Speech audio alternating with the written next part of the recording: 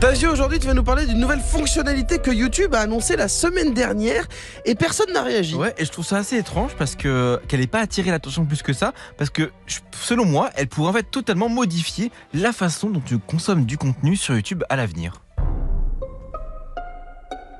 Et cette nouvelle fonctionnalité, Tazio, elle est en cours de test et elle s'appelle Aller de l'avant. Aller de l'avant, c'est une fonctionnalité qui ressemble pas mal à celle qui permet d'avancer ou de reculer de 10 secondes là quand vous double-cliquez avec votre pouce sur une vidéo. Mais ici, il y a un petit twist puisque Aller de l'avant analyse en fait les données de visionnage des utilisateurs et des vidéos et les utilise en fait pour sélectionner elle-même les points d'intérêt d'une vidéo. En gros, en double-cliquant, vous pouvez décider de ne pas vous retrouver 10 secondes plus tard, mais plutôt au prochain meilleur moment en fait supposé de la vidéo que vous êtes en train de regarder et qui aura été repéré du coup par l'algorithme. D'après ce que j'ai lu, ce serait une sorte de fonctionnalité qui serait disponible d'ailleurs que aux utilisateurs de YouTube Premium. Alors ça peut paraître sympa, mais comme à chaque fois qu'une nouvelle fonctionnalité est annoncée sur une plateforme, il faut se demander mais pourquoi donc ils ont créé ça ? Et personnellement, je vois deux points qui peuvent expliquer la création d'une telle fonctionnalité. Le premier, c'est par rapport à ce qui se passe en ce moment sur YouTube au niveau de l'avalanche de contenu à laquelle on fait face, parce que elle est loin de nous la période où on galérait à trouver des créateurs qui nous plaisaient. Aujourd'hui, c'est carrément l'inverse. Prenez mon cas, par exemple, tout simplement, je suis abonné à plus de 200 chaînes. Donc tous les jours, j'ai bien à peu près, 15 nouvelles vidéos minimum qui sortent sur mon feed. Et même s'il y en a que 3 qui m'intéressent, imaginons, il y a toujours l'espace recommandation qui est là.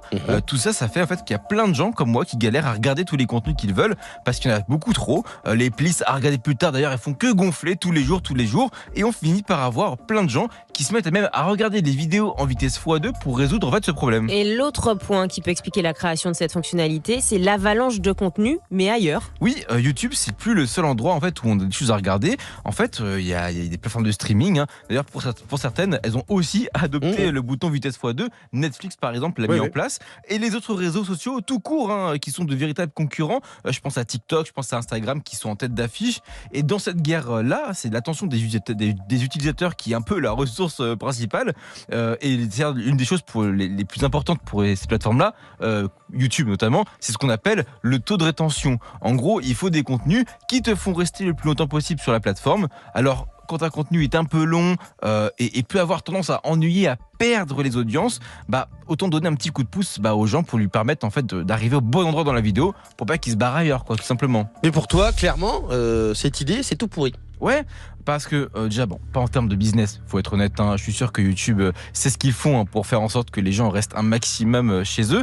Moi, ce qui peut me poser problème, en fait, c'est surtout les transformations que cela pourrait infliger aux spectateurs. Déjà, permettre aux gens d'accéder au meilleur passage d'une vidéo par un simple clic, c'est comme si tu découpais toi-même en fait en tant qu'utilisateur la vidéo que tu es en train de regarder en plein de petits TikTok ce que YouTube est en train de faire en gros, c'est de faire en sorte que n'importe qui puisse devenir un contenu court, y compris les vidéos qui n'étaient pas prévues pour ça à la base, et ça m'embête d'inciter moi les gens à consommer que les formats courts. Et au-delà de ça, en fait, Tazio, c'est aussi un immense doigt d'honneur qui est fait en direction des gens qui maîtrisent leur narration. Exactement, en fait cette fonctionnalité, selon moi, c'est un peu un coup de hache qu'on vient abattre sur les vidéos qui prennent leur temps pour te raconter des choses.